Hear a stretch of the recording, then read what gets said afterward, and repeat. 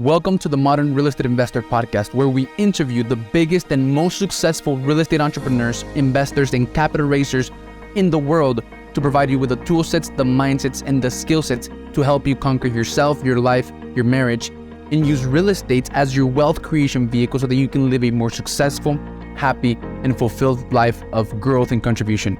If what you're after is having it all, if what you desire is becoming the best version you can be across all areas, mentally, physically, emotionally, spiritually, sentimentally, and financially, you've come to the right place. We will bring to you the best of the best real estate entrepreneurs who will give you the insights, knowledge, experience, and skills so that you can go out and crush it financially and across all areas of your life. Grab pencil and paper, sit back, enjoy, and you are welcome to the Modern Real Estate Investor Podcast.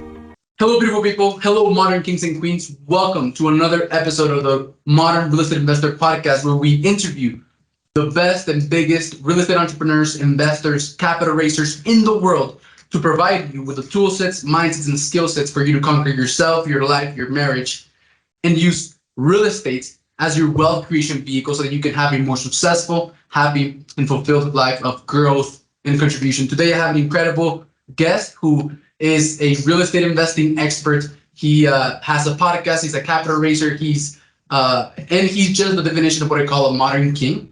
And I'm super excited to dive into this conversation with him. But before I introduce this gentleman to you, this modern king, I just want to ask all of you for a favor. I want to ask to please, if you get some value out of this interview, if you get some type of insight, if you learn a new skill, if you learn new information, or you get some inspiration, or even some motivation to go out and take some action and keep on making some progress towards your goals, I want to ask you to please share this episode with some of your friends. Share it with someone who you know might be interested in real estate. Post it on Facebook, post it on your stories, share it, and help us spread our message and help other people. And for all of those of you who share, thank you.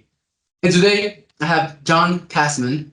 He is a real estate entrepreneur who has partnered with busy professionals to invest in over $100 million worth of apartments. And John also consults active multifamily investors to help them start and grow their business. So he's a multifamily real estate investing coach. And he hosts the Multifamily Insights podcast, and is the co-creator of the Midwest Real Estate Networking Summit. And before becoming a real estate investor and helping others build wealth by investing into multifamily real estate and teaching others how to do it, he was in the corporate world. So he's not always been this successful real estate investor. So I'm super excited to dive into that story. John, thank you very much for being here, man. I really appreciate it. And you're welcome to the show. Absolutely. Hey, listen, thank you for having me today. Appreciate the warm introduction. And, for all the kings and queens listening right here, this is going to be a fun conversation and just talking about that growth. And the growth is really about you. And I know you talk a lot about the 5 freedoms and financial freedom. And this is one of the things that I spent a lot of time trying to understand and wrapping my head around. And it's a big part of my journey. So looking forward to this conversation and this journey we're about to take today. Thanks, man. Yeah, it's a very important part of anyone's journey, right? There's 4 games that we're playing that most people are not aware that they're playing, right? But there's the health game that if you don't play and you don't consciously make an effort to get in check, if you don't make time for it, you're gonna have to make time for illness, right? There's the relationship game, right? That if you don't make time for it to become to build a good relationship with yourself, you're gonna live unfulfilled and you're not gonna be able to have a good relationship with other people. And then there's the wealth game, right? That's like a must for every man, right? Like making money. And then there's a 4th game that, it's you can decide whether or not you want to play it. In my case, I do want to play it. And that's the spiritual game. That's the 4 games that, we're playing here, all of us, very important. Most people are not aware. And that's why we're here, right? To make them aware. So, John, the first thing that I do with my guests, man, is I ask them to actually walk us through their real estate investing journey in 75 seconds or less. Awesome, man. All right, 75 seconds or less. Here we go. So let me take you all the way back. And back in, when I started my corporate career, I was working for General Motors in Detroit. And this is around 2007. And 2007 through 2011. And about a year and a half into my career, the financials started to go down and we ended up going into bankruptcy, and I lived and experienced that. And one of my big takeaways was that I could not rely solely on a W-2 job. So I started to wrap my head around other ways to make money, and real estate kept popping up.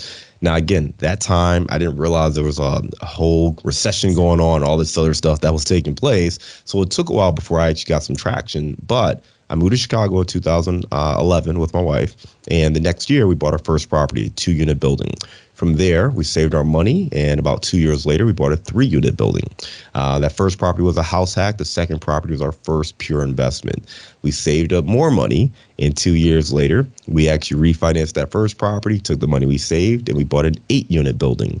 And at that point, we're now in commercial real estate, commercial multifamily, but it was only being able to grow based on the money I had in my bank account. So I realized I needed to scale. I couldn't rely solely on that money. And I had another life incident, which we could talk about in a moment, that took place at that time. But ultimately, I decided to start working with other investors.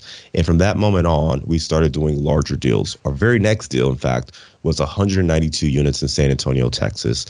From there, we went on to do a few other 100+ unit complexes and communities.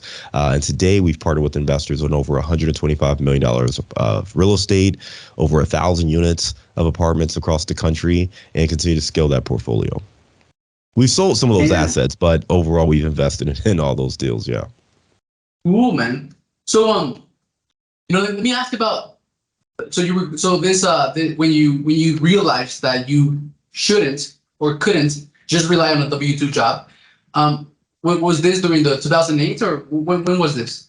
Yeah, right around that time. So I was pretty early in my career at that point. I was pretty much a couple of years removed from college, and I had a great job. And that's the thing is, some people hate their job, so they want to get away and can't wait to get away from it. Listen, I love my job. I was in marketing. I was going to the Super Bowl. His camp, Chris Lighty, who has since passed away, but at Violator Management. And my job at that time was actually to work with his camp and let them know where we stood with the contract negotiations. And he was, doing some things for us. The contract had actually lapsed, but we had told him, yep, we're going to re-sign. I'm just waiting on finance. Well, finance called me and told me, don't sign. And I'm like, you guys gotta be kidding me. I've been negotiating with this guy in good faith. He's been doing these things for us on our behalf. Like, he literally showed up to the New York Auto Show and didn't have a contract and just showed up to do it. And you're telling me now I can't sign this? So I kind of went crazy. And they were like, yeah, you can do whatever you want, but don't sign that contract. So at that moment, I realized this was much bigger than what I was led on to believe. So yeah, that was 2008. In 2008, it started to roll around. And for me, it made me just, again, step back and look around at my senior leadership.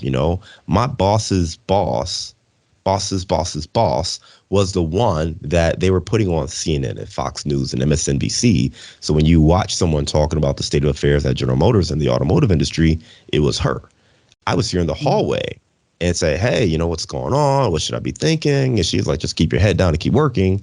3 hours later, she's on, CNN with Anderson Cooper telling him if we don't sell 15 million vehicles as an industry, we're going to go bankrupt. Well, I'm like, man, how am I supposed to feel going to work? You just told me to keep my head down. And then 3 hours later, you tell the nation that, if we don't hit a certain quota, we're all doomed. So I just had a lot of anxiety, and that wasn't just me, but obviously every employee in the company had a lot of anxiety, and everybody updated their resume, and everybody was trying to find, that life jacket and trying to figure out where you go next. But again, I don't think anyone really realized that this was not just limited to, Detroit and General Motors and the automotive industry. This was actually starting to impact kind of the entire nation, but it felt like it was just there until it hit the financial industry. We started to see Goldman Sachs and some of the Lehman Brothers and all of those industries start to have the same impact. That's when I think we all realized, whoa, this is going to be major and not just related to what we're seeing in the automotive sector. But that's what got the ball rolling. And ultimately, as I was going through that anxiety and looking for solutions, I remembered Rich Dad, Poor Dad, which was a book I read shortly after leaving college. And one of the big premises is that you should work to develop skills, not just for a job.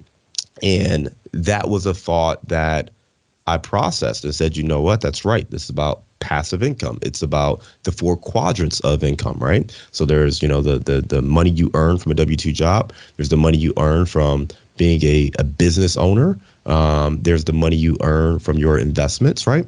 And then there's a fourth bucket of just, purely passive investments as well. So, or being a solo business owner, right? So W-2 employee, owning your own business, but you're working in it, owning a business that gives you income. So you're kind of passive in your business, and then your passive investments themselves.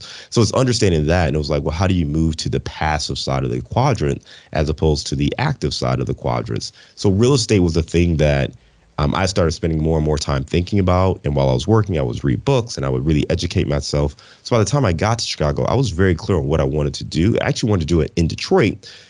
It was just really hard to be confident when everyone you see who has real estate is, seeing rock bottom prices.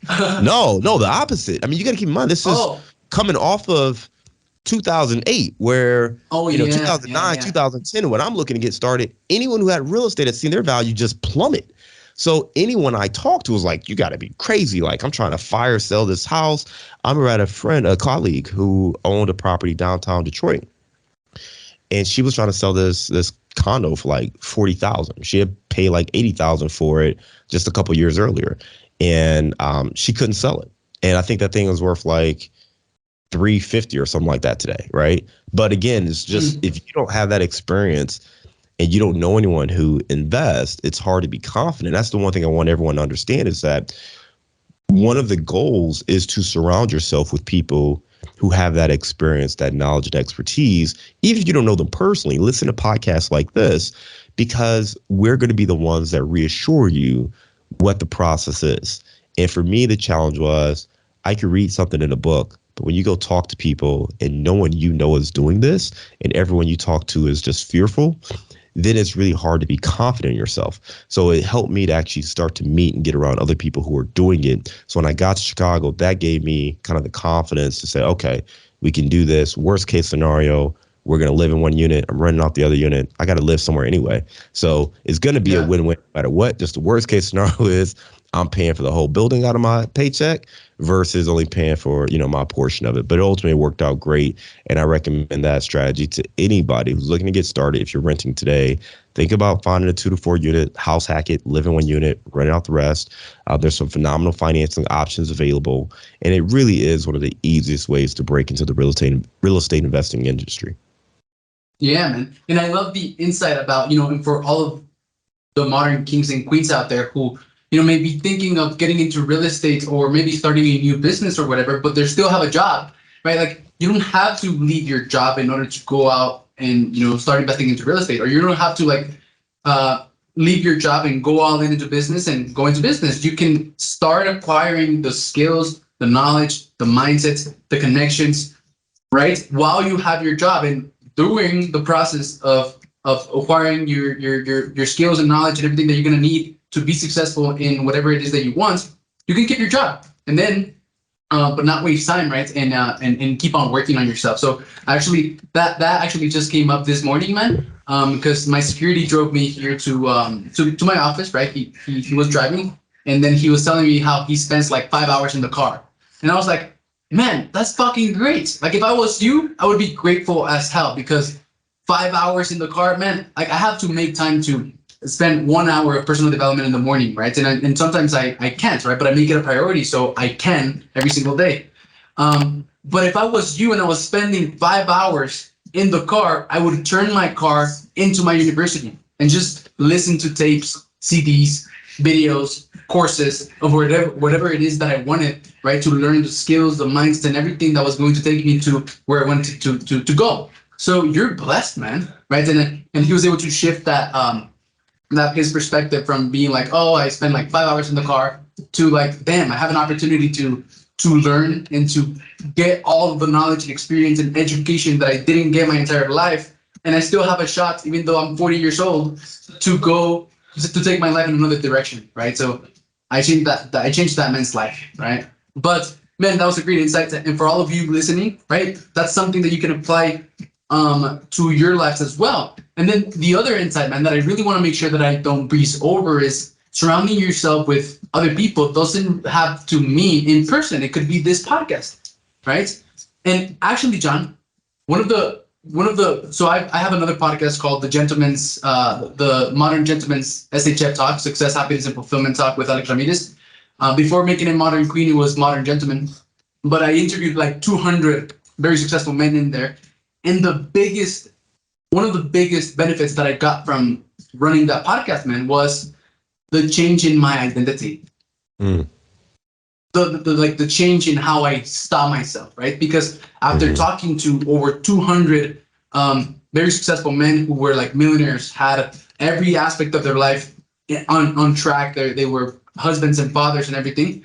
You know, I realized that they had nothing that I didn't, right? And the biggest benefit that I got from surrounding myself with those types of people was how I view myself, man. And that made all the difference, right? So I just wanted to make sure to not breeze over that. And it doesn't mean in person, right? It could be podcast. It could be, what you listen to, and who you talk to, or the conversations that you listen to, right? When you say that, I mean, not to flip the script here, but when you say the biggest change is how you view yourself, elaborate a little bit more about what you mean there. Yeah. Okay. So my life changed when my daughter was born, right? So I was a drug addict and alcohol. I'm from Mexico. I actually just learned how to speak English 3 years ago. And I was just like lost, right? My daughter was born prematurely at 5 months of gestation. I didn't know that she existed. And all of a sudden, one day, my girlfriend didn't know she was pregnant. One day, boom, I was the father of a premature baby that could literally fit in my hand. And I didn't have any goals, any mission, nothing, right?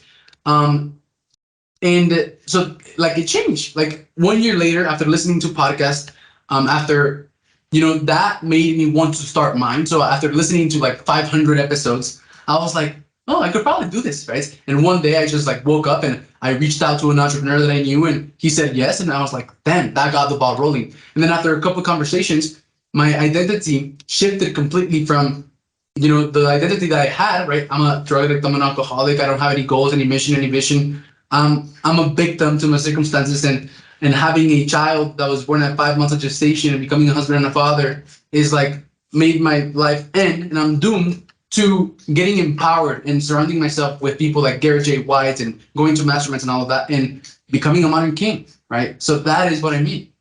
Yeah, no, and I love it. I appreciate you being open and sharing that, because one of the things that happens is you've got to believe in yourself. And I tell people, this is true no matter what you're trying to accomplish, but you have to have confidence, right? You've got to believe in yourself. But that belief has to be rooted in something real. It can't be a fake it till you make it fake hubris thing. It's got to be rooted in something tangible. It comes from the work you put in. It comes from the work you put in. And I tell people all the time, if you've never done something, that doesn't mean you can't be successful. I mean, you reached out to that first entrepreneur. You had never launched a podcast episode, right? You didn't have a track record being a great podcast guest. Didn't even know how to speak English. Come on, man. This dude reached out and didn't even know how to speak English, right? So you were able to do that, though, because while you didn't have experience running a podcast, you had listened over 500 episodes. You felt pretty confident in understanding the structure of what it takes to do an interview. You knew what questions that you wanted to ask, the value you were going to get from that conversation, right? So even though you didn't have any experience hosting a podcast, you were able to host a podcast based on the experiences you had listening and learning and being around it, right? I'm sure you had resources to go and get answers to the questions you didn't have or you didn't know, right? And I think that's one big thing that holds so many people back from getting into real estate and taking control of their finances is they're so scared of what could happen, what could go wrong. And don't get me wrong, real estate investing has risk. You should absolutely be concerned about the things that can go wrong. That doesn't mean you don't take action. That means you learn, you educate yourself as best you can, you surround yourself with people who have more experience, who can help you navigate those challenges. You put together a grade A team that can help you identify great properties, analyze the deals the right way, get the right people to fix up the properties or make any improvements that you want to make to the asset. and help you run it properly, right? So that's the goal. And if you can't do that yourself, there's so many strategies where you can actually invest in real estate without being a landlord, without being a flipper. And if you have a great W-2 job and you really need to focus on that, you can still invest in real estate on the side, build that up so you have more options moving forward. And I think that is the important thing for people to understand, is that ultimately it comes down to education so that you can build your confidence, and then taking action. You have to have those two things, right? You've got to be confident enough, not just in what you know, but where to find the answers to the stuff you don't know. And then you got to pull the trigger and actually take action. Yeah. So confidence breeds competence, right? Because you don't get confidence on you unless you put in the work. And actually, man, I want to share with you a lesson, right? Because like it does require belief, like believing in yourself. I actually a couple of months ago, like 7 months ago, actually, I invested into a mastermind, called the Top Paid Speaker Mastermind. It was a 3-day event. On the first day, I told the owner, you know what? I'm in. Like there's nothing you gotta sell to me. Like I'm in, right? And I paid him on the first day. I didn't even have to go through the entire content to like pay. I was committed because I know what I want. And basically, man, what the coach wanted to, the message that the coach wanted to put across was that you are already a speaker, right? That's it. Like you're already a speaker, and speakers speak, and the world is your stage, right? So like, yeah, there were a couple of strategies, right? But tactical and strategic, strategies and tactics that you can find on YouTube. But the main thing was making you believe that you are already a speaker, and making you step into that identity of, oh, I'm a speaker, right? And I can speak, and the world is my stage, and speakers speak. And I got that, right? I got the lesson. 3 weeks later, I threw my event. Like I threw an event for 100 people. It failed. 17 went, but I did it, right? And then months later, there's a lot of people that joined that mastermind along with me, and they haven't thrown any events. And the difference is that I just believed in myself. I believed that I was a speaker, and I did it, right? I took action. And I got a little bit of education. Wasn't even that like anything, but the main thing was that I believed, right? And I was able to step into that identity that, realizing that I'm actually already a speaker, and the world is my stage, so let's do this. So I just wanted to throw that out, man. I thought it was really important, right, to share. And I used that lesson right now. I brought that lesson with me. So right now I'm working in a real estate development company, and I know nothing about real estate development, man, right? But I believe that I can be valuable to these people. I believe that I can contribute, and I'm here, right, making it work. So that's a huge part, right? And I'm educating myself every single day. That's breeding confidence, and I'm putting in the work. So for all of you out there, like that is the key, right? It's not sexy, but that's what it takes. So, man, so you mentioned right now, right, building an A team to identify, analyze, manage the deals. So you started by yourself, right? You first bought a small property, then you went to an eight unit property, and then you realized that you wanted to go bigger, right? So how did you make that shift? How did you realize you wanted to make that to go bigger? So how did you do it? Yeah, listen, so this is really important. So listen up, because this is how you scale a portfolio. The very first thing I did was I found someone who scaled a portfolio. I sat them down. I asked them what they did. All right. And then after I found that person, I found another person and another person. I asked them all what they did. But that very first person, who's a really good friend of mine, and by the way, she's my partner and the co-founder of my summit, the Midwest Real Estate Networking Summit. We sat down, and she went from 3 units when I first met her. She only had 3 to 9 units, which was impressive. I'm like, oh man, you got 9 units. That's great. But the next time I saw her, which was next time we talked about it, I should say, I saw her every month, but we only talked about our portfolios every once in a while. I think about 6 months later, she was at 90 units, and she went from 9 to 90 units. And I was like, wait a minute. Wait, how much time? Maybe about 6 to 8 months from the time I asked. So I said, it just messed with me. I thought about it like nonstop. And I said, can I take you to breakfast? I just want to learn more about this. And she said, sure. So we went to breakfast. I just asked her, I said, hey, that's kind of crazy. Like, how'd you go from 9 to 90 units? Now, in my head, keep in mind, I've had now maybe a week to think about that. I mean, I could not stop thinking about this, right? Like, how do you go from 9 to 90 units? So in my head, the logical conclusion I came to was, well, she must have came into some money. Maybe her grandfather passed away or something like that. Like, it has to be something like that. Your ego trying to protect as to why you couldn't do it and it wouldn't be possible for you, right? I don't even know if it was my ego yet. It just didn't seem logical to me. I didn't even get to me. Yeah. It was just like, I just didn't know how people could do it. So I sat down and she said, well, I had investors from California. They had been reaching out to me for a while. And after I got comfortable and did the deals and got my 9 units and got my systems and my people down, I finally was ready to work with them. And I'm like, oh, so then we started talking about the deals. But that was literally the first time I'd ever even thought about working with other people. And I want to go back to your ego question, because I think that's a great point. For me, it wasn't ego. It was even before you get to ego. I didn't know this was possible.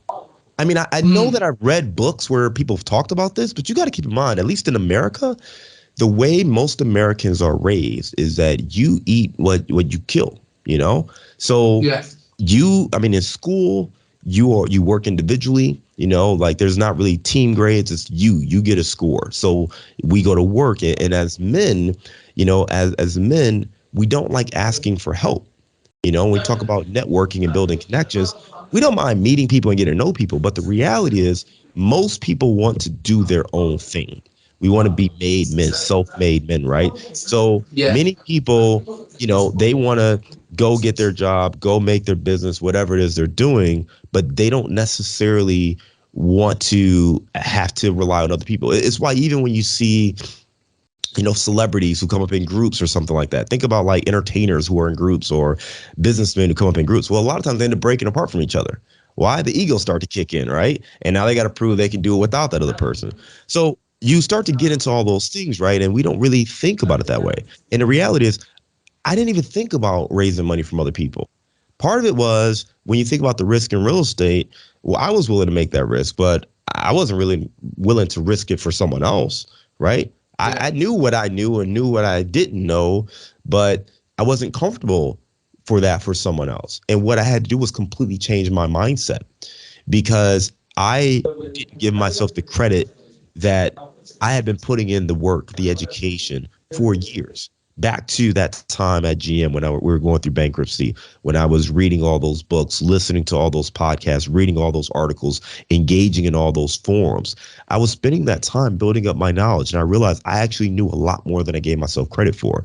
When I built up that 13-unit, $1.5 million portfolio, I had done that without a dollar from anyone else, saving all of our money, building up that equity in our own portfolio. So when I sat down with her, that's who I was at that moment. So I was actually really receptive, because when we bought that 8-unit building, I was at a point then where I knew I could grow this business, and I was pretty comfortable with the skills and the knowledge. And there were certainly going to be things to learn along the way, but I knew that I couldn't scale if I had to wait to save all the money myself before I could buy another property. So when she and I were talking, this was the light bulb that kind of went off for me. And again, maybe I'd heard this story before. I don't know. But it wasn't until that moment that it was clear to me of what I could replicate from there. And literally the next month, I met the person who became my mentor. And he had a very similar story, except he raised $1 million on his very first deal, a 155-unit deal. He bought a $7 million asset, raised $1 million for it, and he showed me how to do it. I had never raised the money. This man just raised $1 million for one deal, and that took me to a place where, okay, I just sat down with 2 people who have scaled their portfolio. This one is going to show me how to replicate that. By the way, that guy has I think a $2 billion portfolio today. So, right. So that was one of the things, though. So it's about connecting to the right people. So your question initially, by the way, was how did I go from, the 8-unit to the 192 unit?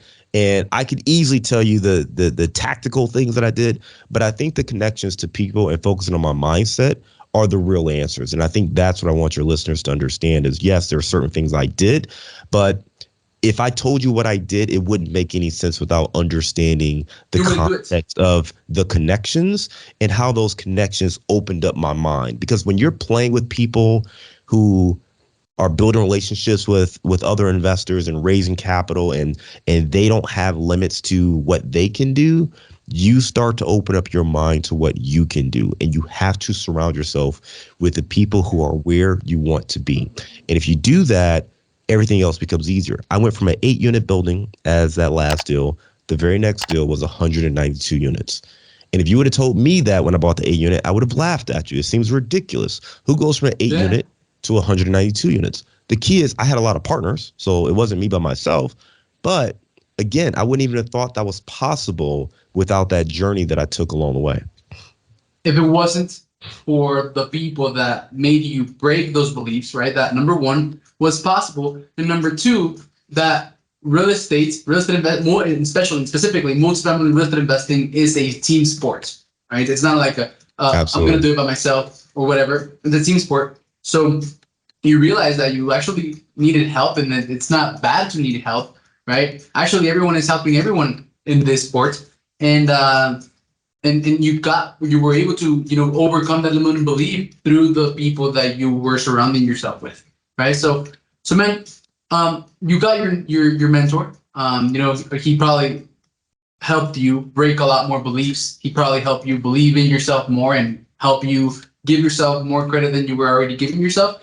And you decided to take a shot, right? And raise some capital. So what did you do to starting to raise some capital? Were you able to raise capital pretty fast, or did it take some time? Was it a journey? How did that look like? Yeah, so I mean, the first time out the gate, I was very nervous, right? Which many people would be the first time raising capital. I was nervous, but I was confident. I was confident because, again, I put in the work. And I tell everybody the same thing, right? There are really 3 C's when it comes to attracting capital. I don't even like to say raising capital. It's really about attracting capital. So there are 3 C's, right? The first C to attract capital is confidence. We talked about that. That comes from putting in the work. It's not fake hubris. It's not, faking it till you make it. It's about the actual work. And I put in the work. At that point, I had just launched a podcast. I was interviewing guests. I was specifically talking about how to find the best places to invest in each market. So we were talking about this specific market. I knew the numbers on the market. I knew the growth. I knew the population, the jobs that were coming to the area. I knew it was poised for success. I knew the price per door was really good in comparison to markets that were similar, like in Austin or in Dallas. So there was a lot I liked about the market. So that made me really, really interested. The person I was partnering with, I was really interested in partnering with them because they had a lot of experience in that market. They had a good team. They had a lot of knowledge. So that made me feel pretty comfortable and confident as well. So that confidence was, again, based and rooted in the work I had put in. The other thing is I had already been talking to people. So I didn't just wake up one day, call everybody I ever met and say, hey, do you want to invest in this deal? I'd let people know, hey, you may or may not know, but I've been investing in real estate. I'm starting to work with other people. And if you are interested in seeing some of the deals or opportunities that I may have, I'd love to share them with you. Or, if you're open to that, I'll put you on my email list and I'll share these deals when they come available. So I had started that process and reaching out to people. So I got a pretty good gauge of who was interested and how much people would be looking to invest. And I went from there. What happened, though, was people reached back out to me and said, hey, man, you told me you're going to be bringing some deals. I haven't seen anything yet. And I'm like, man, I know I'm looking, but it's kind of a hard time. So now there was growing demand, right, for this product or service that I've been telling people about. So now I'm like, okay, I got to go find this deal that, I told people I was going to do. Let me get on my horse here and make this happen. But that confidence comes from all of that preparation. That second C is credibility. Now, again, I told you that I didn't just wake up and decide to invest in real estate, but I'm also not a lifelong real estate investor either. So yes, I built a portfolio worth $1.5 million for myself. So I had some knowledge of the space. I knew what I was doing, but I also did bring in that mentor. I also did start hosting that podcast. I was committed and invested in growing in that space. On top of that, I did align myself with other people who were very knowledgeable in that space as well. The credibility comes from your own experience, but also the credibility you can leverage from other people. On top of that, my professional background. I came where when I was at General Motors, I was actually recognized as one of the top marketers in advertising and marketing by Black Enterprise Magazine. I've been quoted in the New York Times. I have been recognized through multiple institutions for the work that I've done in the campaigns I've led. I led Buick. I was one of the part of the team that led Buick to become one of the hottest brands in America. So I have some successes on my resume in the business world. So people can look at that and recognize that, if this guy's smart enough and savvy enough to make it in the business world, a lot of those skills probably translate into the real estate world. So you can take that business background and you can leverage those same skill sets when it comes to managing people, understanding budgets, putting together deals, all those kind of skill sets. They translate into the real estate world. So that built my credibility along with the team that I had assembled. And then that last C, it's going to be connections, right? This comes down to who you know. So you've got your team, you got your family, you've got friends. But the key here is to get outside of those individuals. I love your family, love your friends. But if you only go to mama or your cousin, and those are the people you need to invest, you're going to run out of options real fast. Okay. So how do you grow and expand? Well, listen, you've got to expand that network. And it's that next outer ring of connections. Who do they know? Who do they know that they can introduce you to? And again, these are the people who know, like, and trust you already. So that's great. It's a great place to start. But you want to be able to extend into their extended networks, right? If they can introduce you to one other person, if you know 100 people and you ask each person not to invest with you, but just ask them, hey, here's what I'm doing. Is there somebody you know that I should be talking to? If each one of those people introduces you to another person, that's now 200 people. And by the way, some of those people are going to say, hey, man, I'm interested in what you're working on. So that is the skill to be able to expand your connections. So those 3 C's, if you want to attract, again, not raise. I'm not talking about picking up the phone and cold calling everybody you ever met. I'm talking about people calling you or emailing you to say, hey, I'm interested in investing in your next deal. Here's 50K or here's 100K. If you want that, you got to have confidence. You have to have credibility. And you have to have connections. Those are the 3 C's to attract capital. Nice, man. And it sounds to me like, well, maybe not the most important, right? Because they're different, but connections could be the highest leverage one. Because confidence, that's like an inner thing. You are the only one who knows whether you're putting the work or not, right? Credibility, right? Like you could have the biggest resume in the world and not feel like you have credibility, like you talked about right now. You hadn't given yourself as much credit as you actually deserve, right? So it's like a perception thing, that you have within yourself. And if you look at yourself and you don't see yourself as someone who's credible, you won't feel credible, right? And that's like an inner thing. But like the connections, that's like an outer thing, right? So I'm curious, what are some of the things that you did to like start making more connections, start expanding your network, and start connecting with people who contributed to you, not only with knowledge and skills and credibility, but also with like money? Well, I think the first thing, though, and I like the way you broke it down, because, the 3 C's really work hand in hand. And it's easy to think that, oh, well, if I had the right connections, this would be easy. Wrong. You could have connections to billionaires and multimillionaires, but if you're not confident in who you are and what you're offering and how it's going to work for them and being able to address their questions, do you think they're going to invest with you? Right? No. So you've got to be confident in what you are offering, your knowledge, your skills, all of that. You have to have that confidence first. And the credibility, the thing I would say is the credibility doesn't have to be just what you've done in this space, right? And that's why it's really important, because you see people all the time who on paper, if you ask them what their experience is, they shouldn't be credible. Listen, you just mentioned you're a real estate developer and you don't know anything about real estate development, right? Yeah. Now, somebody can look at that. And I just learned how to speak English and I'm Mexican. That's crazy, right? Somebody could look at that and say he's not credible to be doing this. I would argue against that. And I would agree with you and say, yeah, but I'm sure you didn't just wake up one day and say, let's just develop real estate, right? I'm sure you, if you're not taking the time to learn it yourself, I'm sure I connected with a guy who, you put the right team together who does know, right? And you're taking the time to make sure you got the right people, you got the right system and processes. And if they're not the right people, you can change them out to get the right people. And that's my point, right? So when we talk about credibility, it doesn't have to be based on your own personal resume in that exact thing. It's a matter of, if you have built successful businesses, this is just another business, right? I'm going to take the same thing I did in that business. I'm going to implement some of the strategies. Now, some of it's going to be different. It may not work quite as well, but we're going to learn. I know how to run a business. So that's why you see so many serial entrepreneurs, right? Because they have the ability to create a business, create an infrastructure, find the right people who can run it, and then they can move on to other things. So that's my point on credibility. If you don't think you're credible, then you're never going to take action. You're never going to reach out to people in your audience and your network if you don't believe in yourself, if you're not credible. Who would call somebody and say, hey, man, I'm doing this deal. Do you want to invest with me? And you're like, I've never done anything, man. Actually, I have no deal. I have no clue if this deal's going to work. I might lose all your money. I don't know, but you want to invest 100K? Who's signing up for that, right? Like, you're going to take the time. You're going to say, hey, you know what? There's certainly risk involved, but here's what I'm doing to mitigate these risks. Here are the people I put on this team. Here's the track record that they have. Here's the way we're approaching the deal. You know, and we're looking for people who want to partner with us on this. That's how you're going to approach anything if you're confident and if you're credible. And if not, then you need to go back to the drawing board and focus on those two things first. Cool. I really like that, man. So you really. But you asked a question. I'm sorry, Alex. You asked me a direct question about how to grow the network, though, or how to grow those connections. So now that I've addressed that, let me answer your actual question, okay? So to grow the connections, there are a couple things, right? And this is one of those things where you want to find your audience. You know, who is your avatar, as I like to say in the marketing world.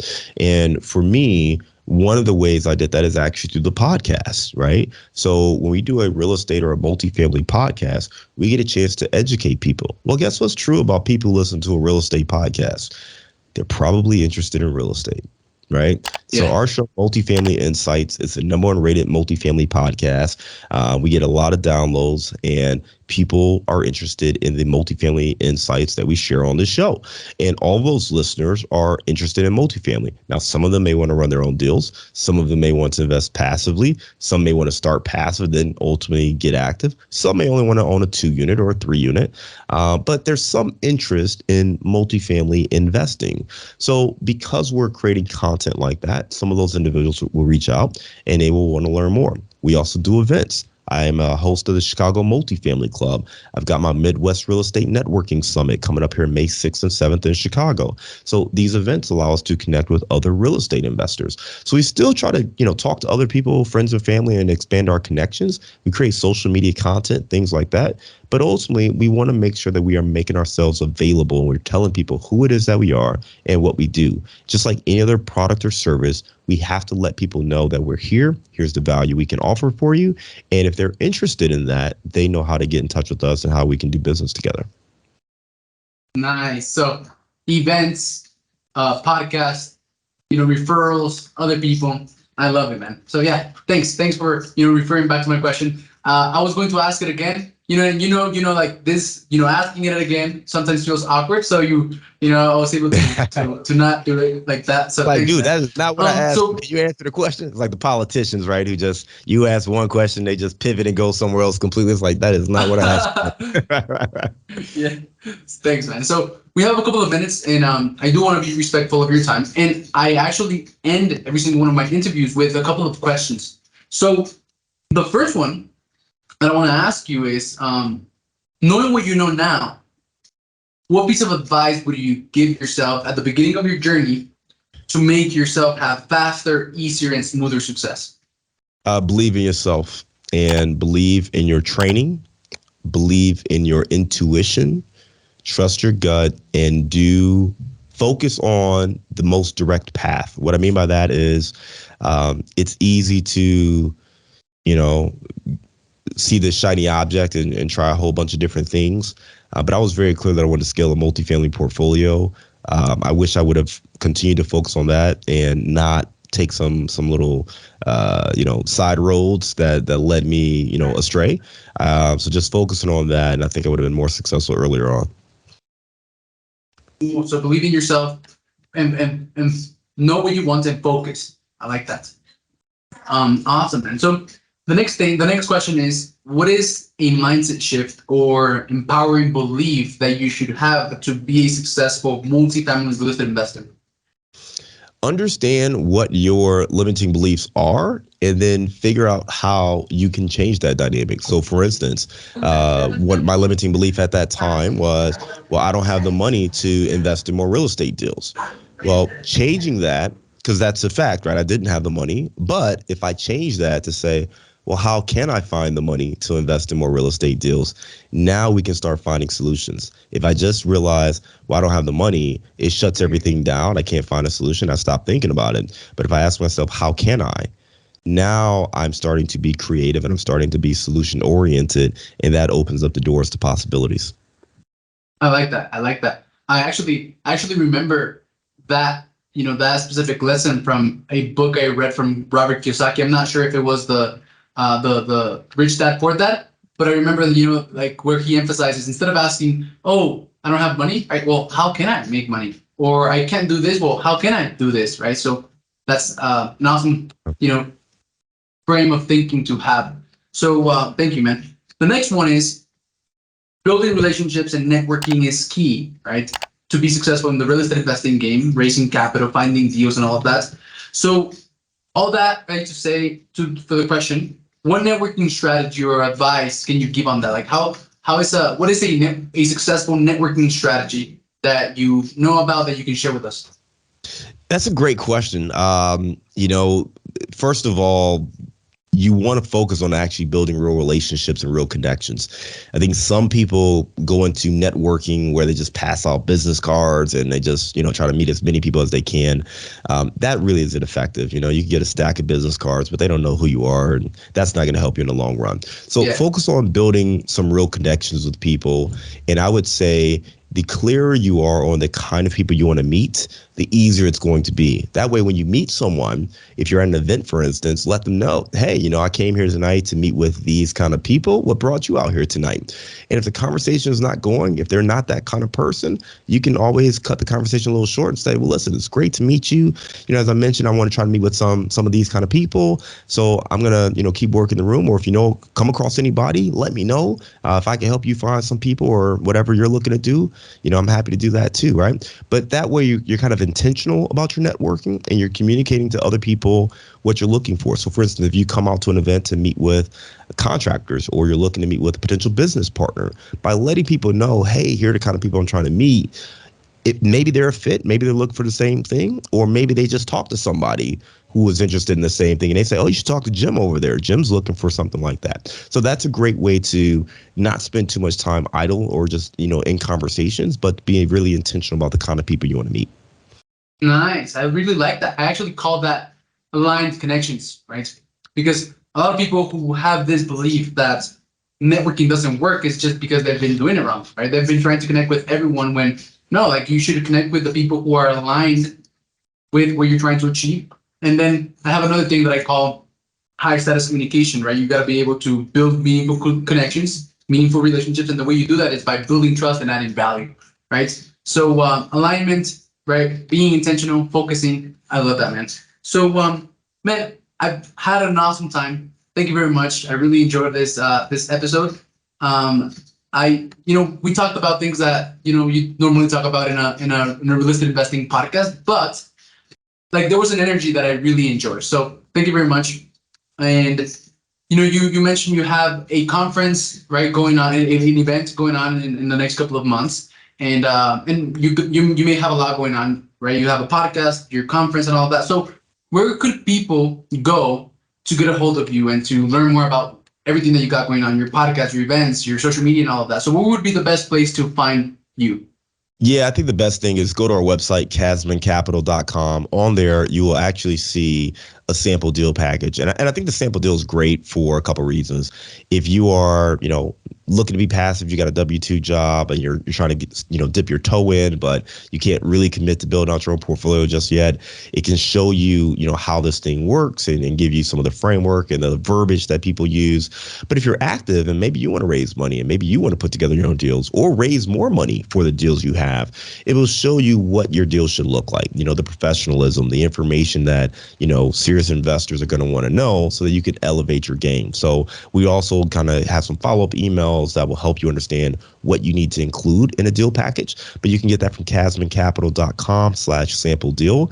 But again, on our website, all of our contacts there. You get the podcast, you get the conference information, all that stuff. So just go to casmoncapital.com, and a lot of resources are there for you.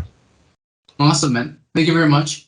I've enjoyed this, and we'll put all that information wherever this appears. It'll appear everywhere. So thank you, man. I enjoyed it, and I'll see you later. Absolutely. Thank you for having me today. Thank you for listening to the Modern Real Estate Investor Podcast. We want you to know that we love and appreciate you, and we're super grateful about being part of your journey of becoming a successful real estate entrepreneur and having it all. Please share this episode with a friend who you think will be impacted positively. Send it to someone who you know is interested in real estate and dreams of having it all and being the best they can be across all areas. And if you thought this episode was really valuable, share it on your social media as a post or a story. We have a special gift for all of those who contribute to the Modern Kings and Queens movement. So for those of you who decided to share this episode and help us spread our message, send me a message letting me know on any social media platform at Alex Ramirez, the Modern King. I have a special surprise for you. Thank you for watching, and I'll see you later.